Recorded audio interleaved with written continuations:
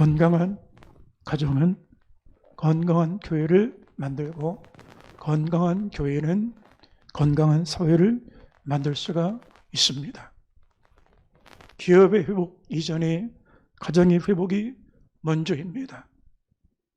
교회의 회복 이전에 가정의 회복이 먼저입니다. 가정이 첫 번째 교회였고, 가정이 첫 번째 성전이었고, 가정이 첫 번째 주신 기업이기 때문이라고 할 수가 있는 것입니다. 모든 우선순위가 가정부터 있는 것을 볼 수가 있습니다. 하나님이 창조하실 때 교회를 먼저 세우지 않았습니다. 기업을 먼저 세우지 않았습니다. 가정을 먼저 세우셨습니다. 그래서 기업의 회복보다, 교회의 회복보다 가정의 회복이 먼저라고 할 수가 있는 것입니다. 교회는 건강하고 부흥했는데 가정은 병들었다고 할 수가 없습니다. 불가능한 것입니다. 어떻게 가정이 병들었는데 교회가 건강할 수가 있겠습니까? 가정은 병들었는데 기업은 왕성해졌다. 불가능한 것입니다. 그 기업은 모래 위에 선 것입니다. 바람에 나는 겨와 같은 것입니다. 가정이 건강해야 교회가 건강하고, 신앙이 건강한 교회가 건강한 사회를 이룰 수가 있는 것입니다. 참된 신앙의, 실제적인 신앙의 현 주소는 가정입니다. 교회가 아닙니다. 우리 신앙생활의 90% 이상은 가정입니다. 교회에서 생활 안 하는 것은 10%도 안 됩니다. 그러므로 신앙의 실제적인 모습을 볼 수 있는 것은 가정이라고 할 수가 있는 것입니다. 그동안 한국교회가 지나치게 교회 중심으로 가르치면서 가정을 오히려 이 기울어진 모습으로 인도한 경향성이 없지 않아 보입니다. 앞선 세대의 목회 현장에서는 목회자들이 교회 목회를 위하여 가족을 희생시키는 것을 목회자들의 미덕처럼 여길 때가 있었습니다. 그러나 성경은 절대로 그렇게 말하지 않습니다. 교회 성직자나 교회 직분자나 일꾼을 세울 때 가정을 먼저 보고 감독자를 세우고, 물론 말하면 목회 성직자를 세우고, 장로나 권사를 세울 때 그 가정을 보고 세우라고 말씀하는 것을 볼 수가 있습니다. 디모데전서 3장 2절을 같이 한번 보겠습니다. 그러므로 감독은 책망할 것이 없으며 한 아내 남편이 되며 절제하며 신중하며 단정하며 나그네를 대접하며 가르치기를 잘하며 술을 즐기지 아니하며 구타하지 아니하며 오직 관용하며 다투지 아니하며 돈을 사랑하지 아니하며 자기 집을 잘 다스려 자녀들로 모든 공손함으로 복종하게 하는 자라야 할지며, 사람이 자기 집을 다스릴 줄 알지 못하면 어찌 하나님의 교회를 돌보리요. 가페를 한번 띄워주세요.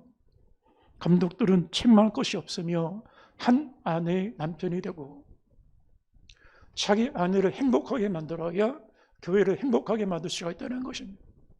자기 아내를 사랑해야 교인들을 사랑할 수 있다는 것입니다. 자기 아내를 지킬 수 있어야 가정과 기업, 교회를 지킬 수가 있다는 것입니다. 한 사람, 그것도 가장 자기 한 몸 같은 아내를 사랑하지 못하는데 누구를 사랑하겠냐는 것입니다. 아내를 품지 못하는데 누구를 품겠냐는 것입니다. 감독의 첫 번째가 한 아내를 사랑하는 것이라는 것입니다. 그리고 4절에 보면 자기 집을 잘 다스려 넘겨보세요. 자녀들로 모든 공손함으로 복종하게 하는 자라야 할지니, 자기 집을 다스리지 못하는 자가 누구를 다스리겠냐는 것입니다. 어떻게 자기 가족을 다스리지 못하는데 기업을 경영하겠냐는 것입니다. 어떻게 자기 식구들을 다스리지 못하는데 나라를 다스리고 기업을 다스릴 수가 있겠냐고 말씀하고 있는 것입니다. 건강한 가정이 건강한 교회를 이루고 건강한 성숙한 공동체를 만들 수가 있는 것입니다. 우리나라 지도자들은 가정이 무너졌는데 국가를 세우겠다라고 앞장서는 사람들이 많습니다.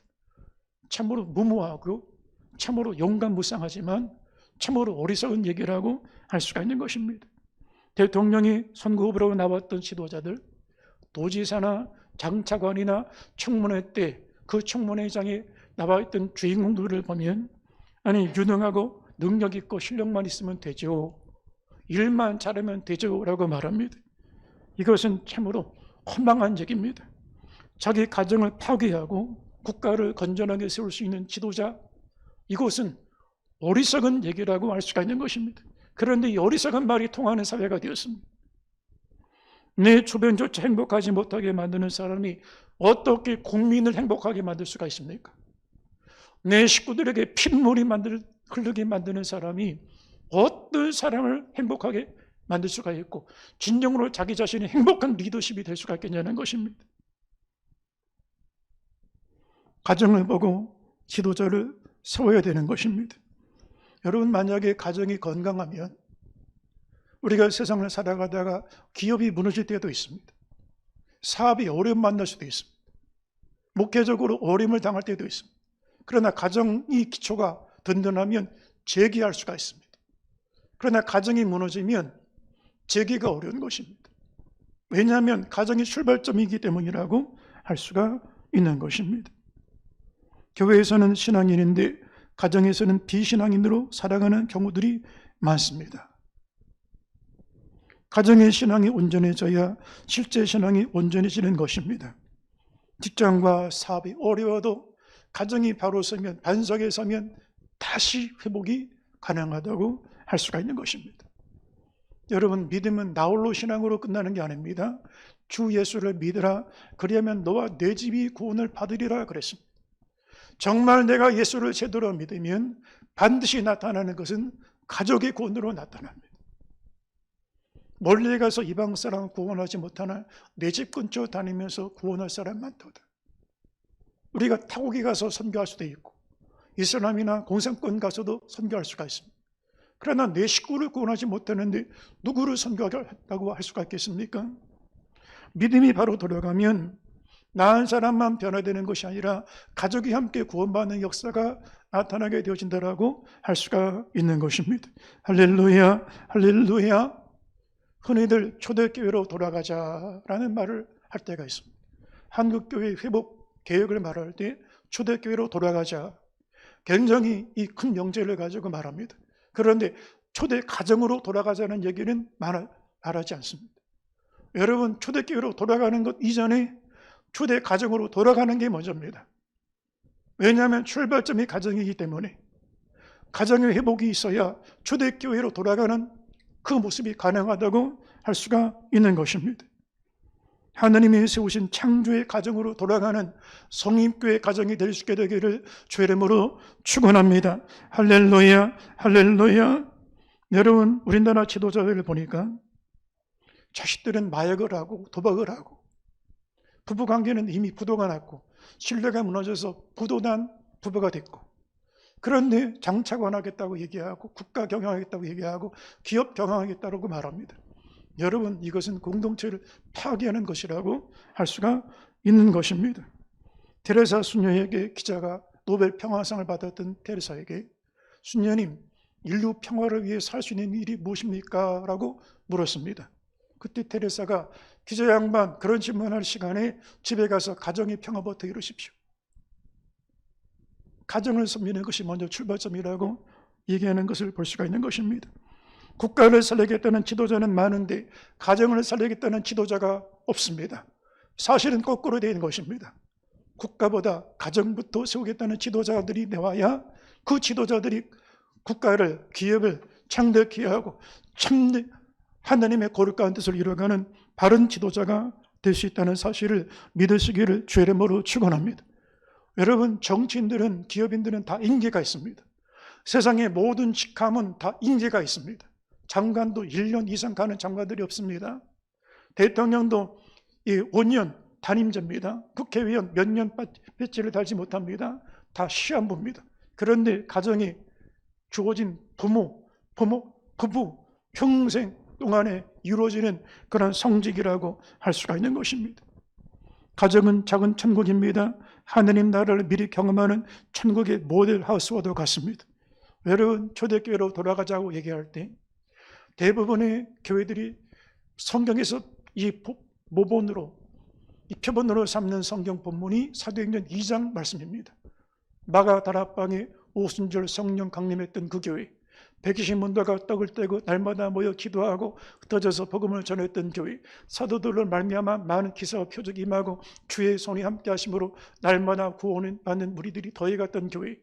그런데 여러분, 초대교회를 대표적으로 보여주는 성경 구절이 사도행전 2장이라면 초대 가정으로 돌아가자, 창조의 가정으로 돌아가자고 할 때 보여줄 수 있는 대표적인 성경 말씀이 오늘 우리가 읽었던 성경 시편 128편의 말씀이라고 할 수가 있습니다.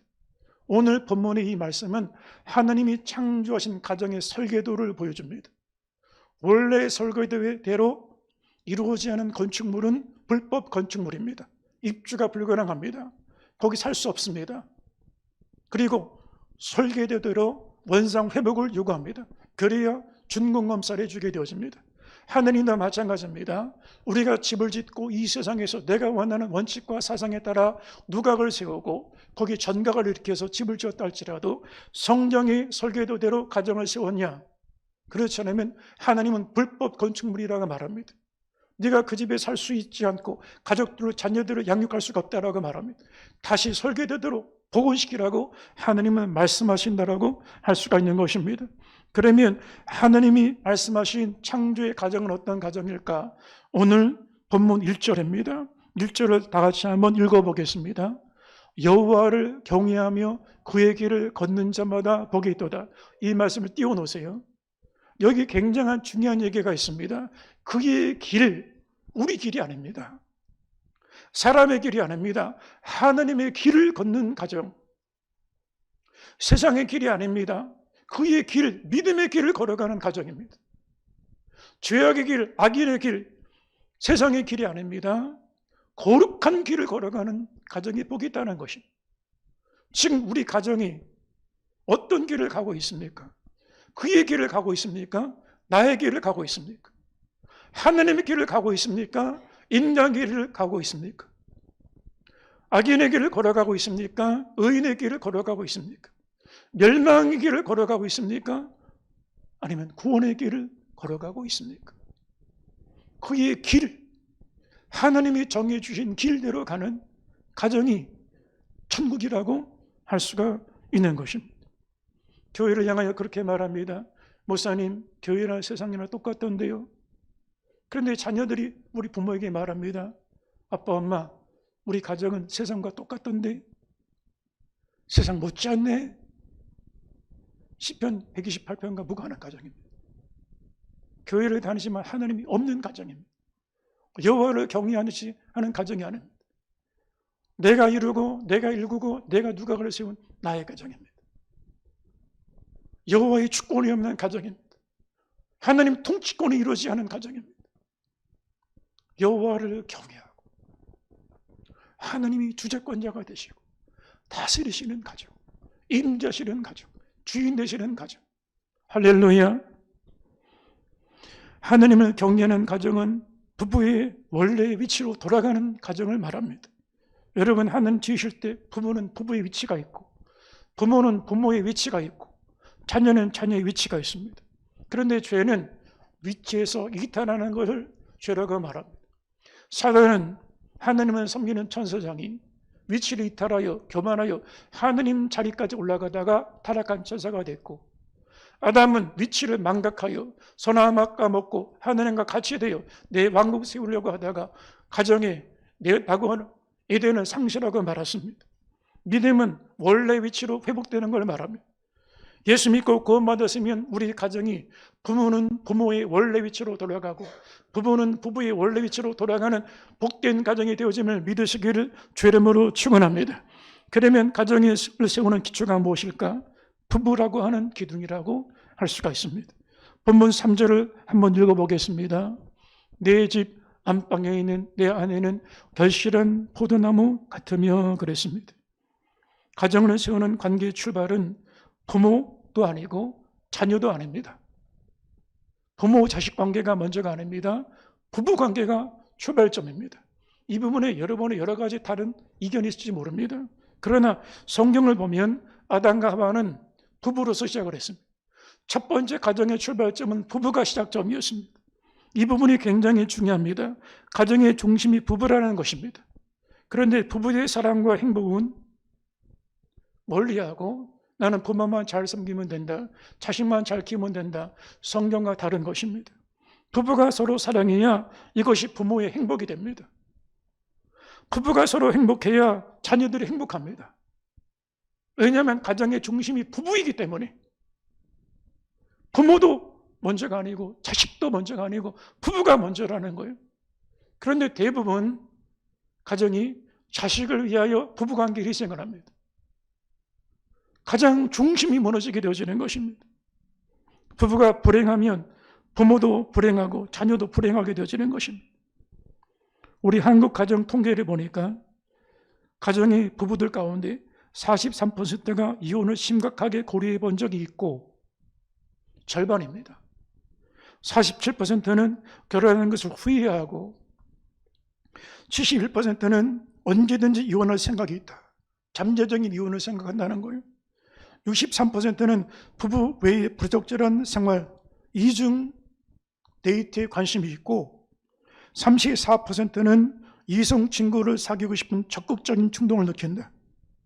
심지어 8.5%는 배우자를 죽이고 싶은 충동까지 느낀다라고 설문하는 것을 볼 수가 있습니다.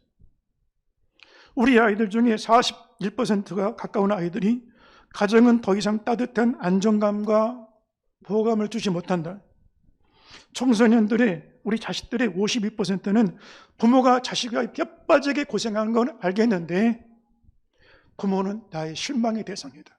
그리고 닮고 싶지 않은 배척의 대상이라고 대답한다는 거예요.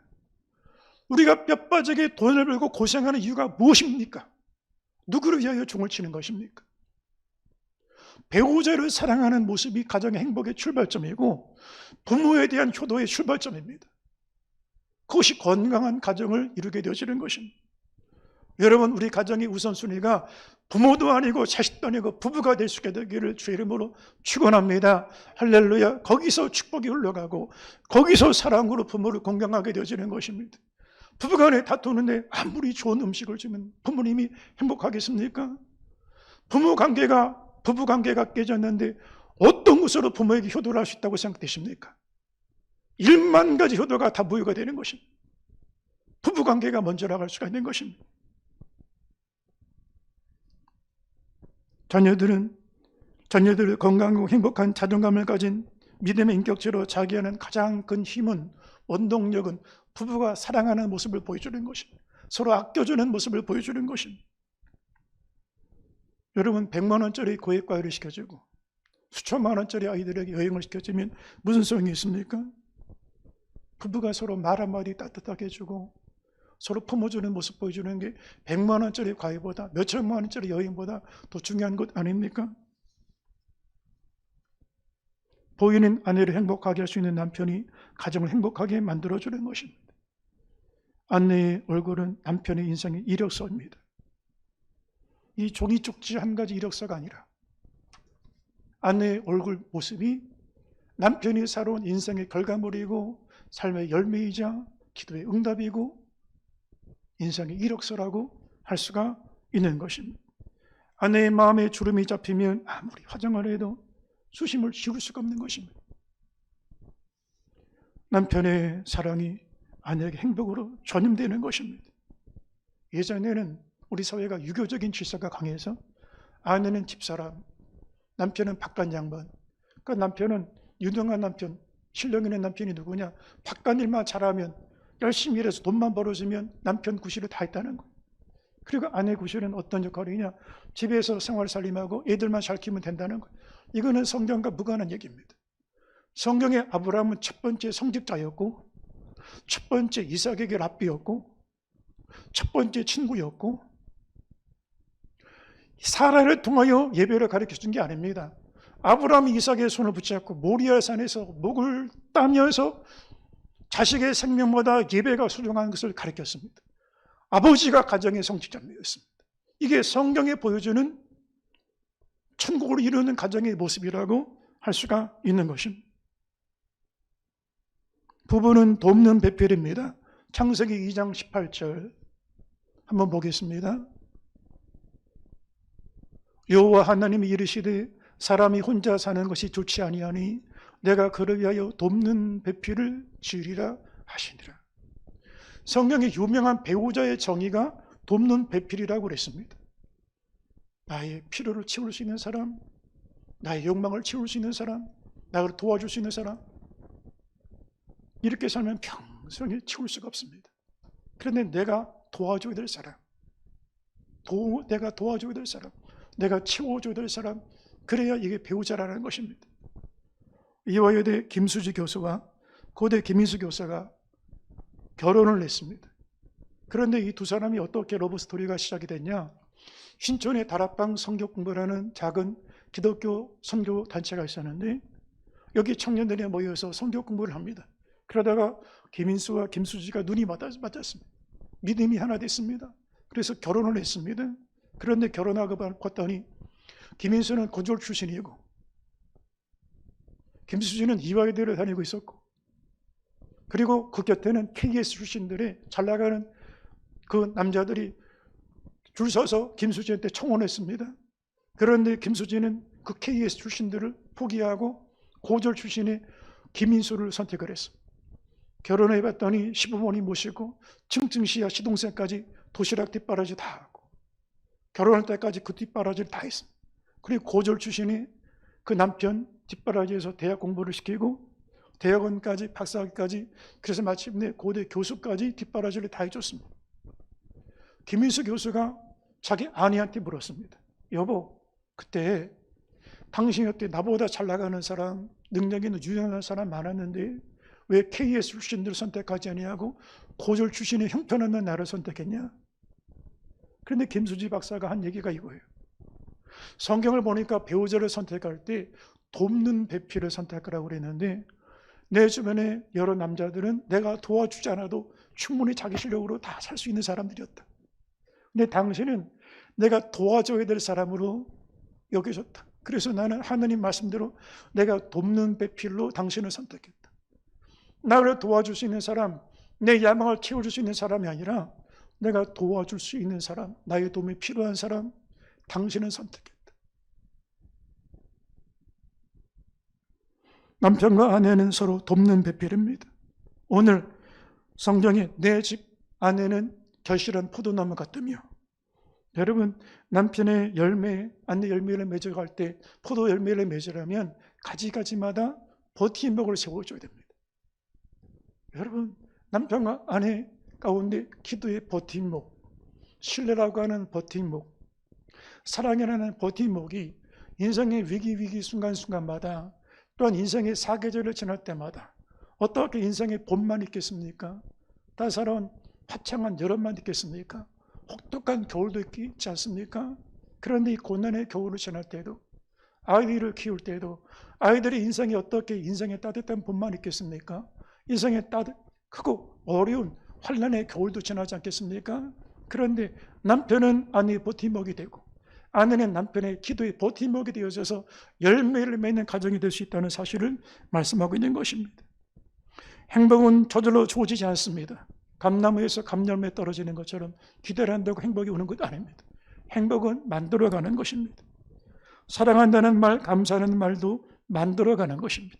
연습이 필요합니다. 행복도 연습이 필요합니다.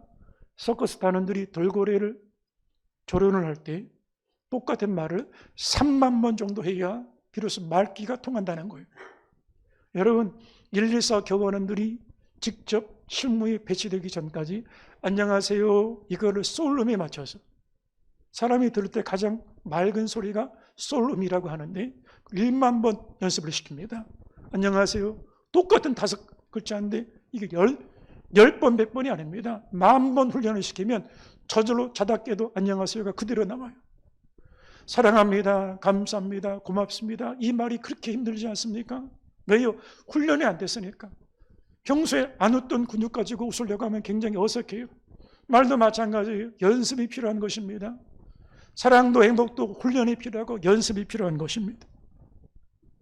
감사해요, 미안해요, 그 한마디가 그렇게 힘듭니까? 돈 드는 것도 아니잖아요. 그런데 그 한마디가 아내, 남편을 위로하고 힘을 줄 수 있는, 사랑과 생명을 줄 수 있는 말이 될 수가 있는 것입니다. 장미꽃도 물을 주지 않고 거름을 주지 않으면 꽃은 떨어지고 가시만 났습니다. 가정은 행복을 키워가는 정원과도 같습니다. 부부는 가정의 행복을 만들어가는 정원사와도 같습니다. 여러분, 정성껏 사랑으로 가꾸고 감동으로 가꾸는 믿음의 가정들이 되시기를 주의 이름으로 축원합니다. 할렐루야. 부모는 부모의 위치로 돌아가야 됩니다. 요즘에 부모의 위치를 잃어버린 가정이 많습니다. 자식들이 부모를 돈 벌어다 주는 기계, 일하는 기계를 알고 아이들은 공부하는 기계처럼 움직이는 가정도 많습니다. 여러분, 부모와 학부모는 다른 것입니다. 부모는 자식들에게 멀리 보라고 가르치고 학부모는 눈앞의 일을 바라보라고 가르칩니다. 네가 그렇게 살아서 어떻게 살래? 앞만 보고 살라는 거예요. 부모는 함께 가자고 하고 학부모는 앞서가라고 다그칩니다. 부모는 꿈을 꾸라고 말을 하고 학부모는 꿈을 꿀 시간을 주지 않습니다. 부모는 아이가 스스로 자기 인생을 찾아가도록 길이 되어주고 학부모는 자녀를 통하여 자신의 성을 만들어갑니다. 부모는 아이의 마음을 먼저 보고 함께 아파해주고 학부모는 아이의 걷는 모습만 보고 성적만 보고 아이를 판단합니다. 부모는 아이의 과거를 덮어주고 학부모는 아이의 과거를 거둬 들춰냅니다. 부모는 하나님의 그림자입니다. 그러나 잘못된 부모는 하나님 그림자가 아니라 하나님의 대리자가 아니라 하나님의 그림자를 가려버리는 존재가 될 수가 있습니다. 가정의 회복은 부모의 회복에서부터 이루어진다라고 할 수가 있습니다. 어떻게 창조의 가정으로 돌아갈까? 어떻게 초대의 가정으로 돌아갈까? 부모의 모습의 회복이 필요한 것입니다. 부모가 축복의 통로도 될 수 있지만 죄와 저주의 통로도 될 수가 있습니다. 아브라함은 축복의 통로가 되었지만 사울은 저주의 통로가 되었습니다. 여러분, 저와 여러분은 자녀들에게 축복의 통로가 되고 있습니까? 죄와 악이 통로가 되고 있습니까? 하나님의 구원의 믿음이 흘러가고 있습니까? 세상의 멸망의 흐름이 나를 통하여 자식들에게 불신앙의 말과 원망하고 불순종하는 신앙의 그 고역하는 모습을 통해 흘러가고 있습니까? 우리 자녀들이 나의 부모님으로부터 하나님의 축복이 내게 흘러왔다라고 고백할 수 있습니까? 우리 부모님들이 우리 가정의 제사장과 같아서 하나님의 은혜와 축복이 내 부모로부터 내게 이어졌다라고 얘기할 수가 있습니까? 부모가 뿌리라면 자식은 가지입니다. 가지가 병드는 것은 뿌리가 병들었기 때문인 것입니다. 가지의 병을 고치는 게 먼저가 아닙니다. 뿌리가 병든 것을 고치는 게 먼저라고 할 수가 있는 것입니다. 우리나라가 지금 교육의 위기를 말합니다. 지식이 부족해서 말하는 게 아닙니다. 공교육의 위기를 말합니다. 사교육의 위기를 말합니다. 그러나 가정의 교육의 위기를 말하는 사람은 없습니다. 교육의 모든 전반적인 책임이 가정에 있는데 가정교육에 대해서 말하지 않습니다. 그 중에 성경은 가정이 신앙교육의 가장 밑거름임을 말합니다. 첫 번째 성직자, 첫 번째 교사, 첫 번째 랍비, 첫 번째 배우자, 첫 번째 친구. 가정이 성전이고 가정이 교회인데 가정의 성전 모습은 사라지고 기업이 되어버렸습니다. 공장이 되어버렸습니다. 학원이 되어버렸습니다. 가정에서 영어 교육, 수학 교육은 가르치는데 성경 교육을 가르치지 않습니다. 그러니 여기는 학원입니다. 가정은 공장과도 같습니다. 직장과도 같습니다. 철저하게 능률에 따라서 아이들을 등급에 따라 나눕니다. 공교육의 위기가 아닙니다. 사교육의 위기가 아닙니다. 신앙교육의 위기입니다. 결국 교회가 그동안의 가정 신앙교육이 뿌리가 되지 못했음을 보여주고 있다라고 할 수가 있는 것입니다. 뿌리인 부모가 바로 서야 가지인 자녀가 바로 설 수가 있는 것입니다. 부모가 바뀌면 자녀가 바뀝니다. 자식들을 탓할 필요 없습니다. 부모가 바뀌어야, 거룩해져야 자식들이 변화되게 되어지는 것입니다. 한 가정의 축복이 어떻게 흘러가고 저주가 어떻게 흘러가는가, 이걸 대표적으로 연구했던 한 학자가 있습니다. 미국의 윈십이라고 하는 교수가 19세기 두 가문, 한 가정 마을에 살았던 두 가문을 조사를 해봤는데 그 같은 마을에 살았던 조나단 에드워드 목사의 가정과 불신자 맥스 구라고 하는 가정의 후손들 3대 4대가 어떤 가계를 이루었는가를 이 사회학자가 연구조사를 해봤습니다. 맥스 축구 그 후손들의 가문을 보니까 불신자 여성들과 결혼하여 560여 명의 후손들을 낳았는데, 후손들을 보니까 그 자식들이 범죄에 노출되어 자랐고 죄 뿌리가 자라서 계속 자식들에게 악한 죄악으로 이어지는 것을 볼 수가 있었습니다. 310명은 노숙자, 거린으로 죽었고 150명은 범죄자로, 그 중에 7명은 살인자가 나왔고 100명은 술주정뱅이였고, 그리고 가문에 속한 여성의 절반이 매춘부였다는 것입니다.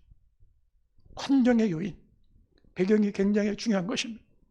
그런데 같은 시대를 살았던 조나단 에드워드 목사님의 가정을 봤더니 경건한 아내와 결혼하여 1394명이 후손을 두었는데 그 중에 13명은 대학 총장이 나왔고 65명은 교수를 이루었고 3명은 상원 의원이 나왔고 3명의 주지사들이 있었습니다.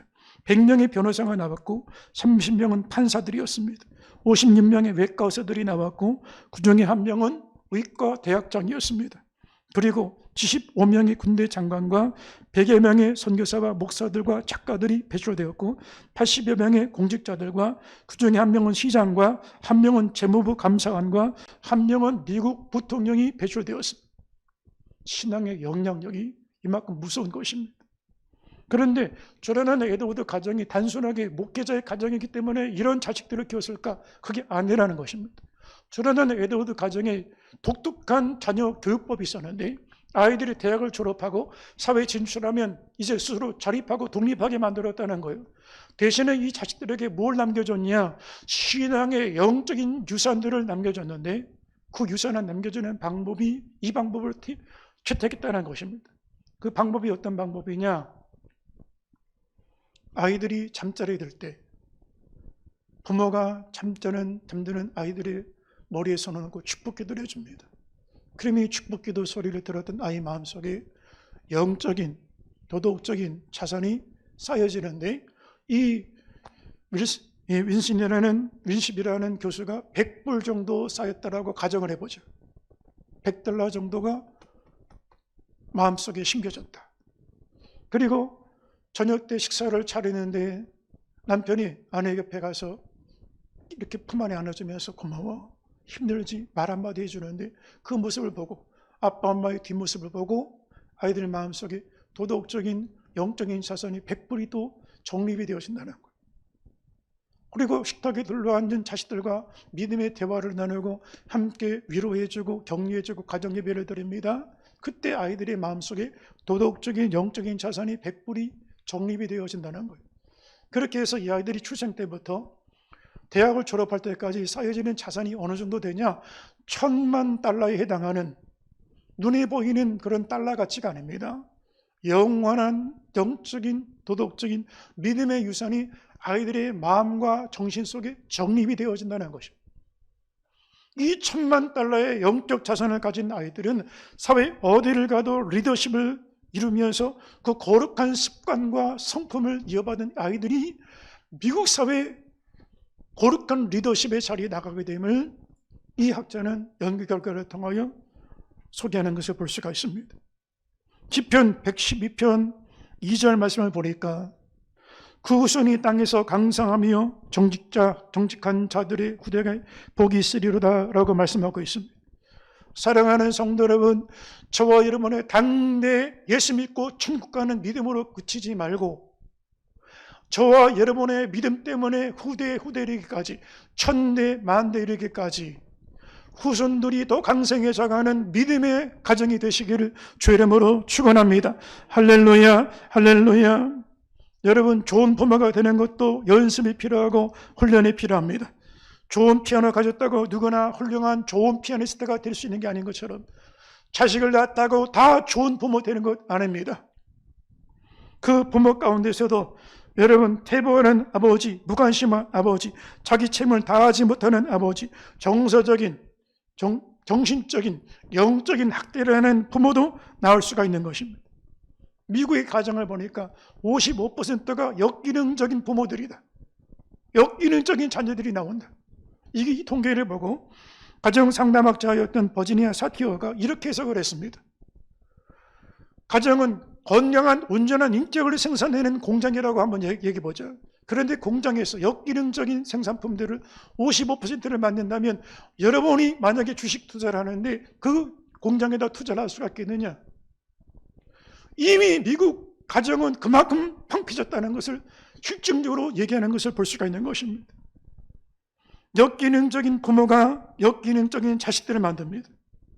부모가 우상이 되고 자식이 우상이 되고 돈이 성공이 우상이 된 교육을 받은 자녀들은 반드시 우상 숭배하는 자식들이 나옵니다. 그 부모가 그 자식들이 부모를 알겠습니까? 부모를 돈으로 압니다. 부모가 아닙니다. 돈으로 보입니다. 성공 때문에 부모가 안 보입니다. 결국 그 자식들 누가 만들었냐? 역기능적인 부모가 만들어낸 것입니다. 그 역기능적인 가정의 피해 비용은 고스란히 그 사회 전체가 부담하게 되어지는 것입니다. 부모는 자녀들을 노엽게 하지 말고 주의 교양과 훈계로 지도하라고 말씀했습니다. 먼저 주의 말씀이 내 안에 있어야 아이들을 가르칠 수가 있고 인도할 수가 있습니다. 내 안에 예수 말씀이 있어야 훈육도 가능하고 교육도 가능한 것입니다. 에베소 6장 4절 한번 보겠습니다. 에베소 6장 4절입니다. 또 아비들아 너희 자녀들을 노엽게 하지 말고 오직 주의 교훈과 훈계로 양육하라. 아이들에게 죄의식이나 열등감이나 공포심이나 불안감을 줘서는 안 되는 것입니다. 주의 교훈과 훈계로 하느님이 그 마음 가운데 자리하는 예수 안에 살아가는 자녀로 양육하는 복된 성직자들 되시기를 이 자리에 있는 부모님들에게 축복을 드립니다. 할렐루야. 자녀는 자녀의 위치로 돌아가야 됩니다. 4절, 오늘 보면 4절입니다. 내 식탁에 둘러앉은 자식들은 어린 감람나무 같으리로다. 여호와를 경외하는 자는 이같이 복을 얻으리로다. 성경은 자녀들에게 내 부모를 공경하라고 말씀하고 있습니다. 에베소 6장 1절을 한번 보겠습니다. 6장 1절입니다. 자녀들아 주 안에서 너희 부모에게 순종하라. 이것이 옳으니라. 내 아버지와 어머니를 공경하라. 이것은 약속이 있는 첫대명이니 이로써 내가 잘되고 땅에서 장수하리라. 부모에게 순종하라. 이것이 옳으니라. 부모가 완벽해서가 아니에요. 도덕적인 흠결이 있어요. 인격적인 흠결이 있어요. 그래도 부모이기 때문에 순종하라는 거예요. 노아의 자식들이 노아가 완벽해서 순종했습니까? 노아가 방주에서 나와서 술에 취하여 벌거벗은 채로 있을 때 함이 그 곁에 가서 아비의 벌거벗은 수치를 보고 조롱을 합니다. 아버지가 노망이 들었나 치매가 들었나 저렇게 벌거벗고 잠을 자네 만추가 되었네. 그런데 셈과 야벳은 그 얘기를 듣자마자 겉옷을 벗고 뒷걸음질하면서 아비의 허물을 보지 않겠다는 거예요. 말하지도 않겠다는 거예요. 고만히 덮어드립니다. 이게 성경이 말하는 주 안에서 부모님께 공경하는 것입니다. 완벽해서가 아닙니다. 존중하며 존경하라는 것입니다. 부모 공경의 계명은 시한부 계명입니다. 10계명 중에 나머지 계명은 한 번 실수해도 다시 돌이킬 수 있는 회개의 기회가 있습니다. 부모 공경의 계명은 내가 쳐들어서 정신 차리고 부모 섬기려고 하면 부모는 내 곁에 없습니다. 시한부 계명입니다. 부모님이 언제까지 우리 곁에 있는 게 아닙니다. 살아계실 때 섬겨야 되는 것입니다. 우리나라가 효를 그렇게 강조했는데 외국 사람들이 우리나라 한국인들이 효를 보고 이상하다. 한국인들은 살아서 효하는 게 아니라 죽어서 효도한다. 여러분 살아있을 때는 한 번도 리무진 태워오지 않았는데 장례식장에 가보면 선두차가 다 리무진이에요. 죽은 사람을 리무진에 태우면 무슨 소용이 있어요? 살아계실 때 가까운 데라도 한 번도 모시는 게 낫죠. 죽어서 장례를 치르고 무덤을 만들 때는 몇백만 원짜리 몇천만 원짜리 무덤을 만듭니다. 살아서 따뜻한 국한 그릇 대접하는 게 더 낫지 않습니까? 죽어서 효도하는 죽은 종교가 아닙니다. 살아계실 때 섬기는 것이 부활신앙, 살아있는 믿음의 기독교 신앙이라고 할 수가 있는 것입니다. 부모 공경의 계명은 현상금을 붙여놨습니다. 이런 사람을 찾으면 이렇게 보상하겠습니다. 이게 현상금 아닙니까? 근데 하나님이 이런 사람을 찾으면 내가 이런 복을 주리라. 아예 현상금을, 보상금을 붙여놓은 계명이 부모 공경의 계명입니다. 내 부모를 공경하라. 그러면 내가 땅에서 잘 되고 이 세상에서 잘 되는 복을 주십니다. 형통케 되는 복을 주십니다. 그리고 내가 장수하리라. 왜 부모를 공경하면 땅에서 잘 되는 축복이 말까? 부모를 공경하는 사람은 성품의 복을 받습니다. 내면 인격의 복을 받습니다. 어디 가도 권위에 순종할 줄 압니다. 우리 사회가 지금 권위가 다 사라졌습니다. 가정의 부모 권위, 교단의 스승의 권위, 지도자의 권위가 땅에 추락을 했습니다. 그냥 다 끌어내리는 거역의 시대가 되어버리고 말았습니다. 그런데 여러분, 부모를 공경하는 자는 질서를 존중할 줄 알고 그리고 권위에 순종할 줄 아니 어디 가도 환영을 받습니다. 다른 사람을 배려할 줄 알고 양보할 줄 알고 품을 줄 아니 환영받는 사람이 됩니다. 축복은 사람들을 통하는 것입니다. 주변의 사람들을 잘 베풀게 되니 그 사람들을 통하여 축복이 땅에서 잘 되는 복을 받습니다. 그런데 부모를 공경하지 않는 자는 여기 가서도 공격을 하고 저기 가서 반항을 합니다. 자기 부모를 공경하지 못하는데 누구에게 순응할 수가 있겠어요? 부모의 권위를 따르지 못하는데 조직의 권위를 따르겠습니까? 직장에 하면 상사와 치받습니다. 동료와 싸웁니다. 교회 가도 마찬가지입니다. 영적 권위를 따를 수가 없습니다. 그러니 매사에 불평이 많고 반항적이고 거역하고 질서를 따르지 않습니다. 그러니까 어디 가도 적응을 못하게 되어지는 것입니다. 사랑하는 성도 여러분, 부모를 공경하는 사람은 어디 가도 하나 되며 좋은 시민이 되고 회사에 가면 좋은 직장인이 되고 교회 가면 좋은 교인이 되고 가정은 행복한 가정, 천국을 이루게 되어지는 것입니다. 우리 사랑하는 성령께 모든 성도들의 가정이 작은 천국이 될 수 있게 되기를 주의 이름으로 축원합니다. 축원합니다.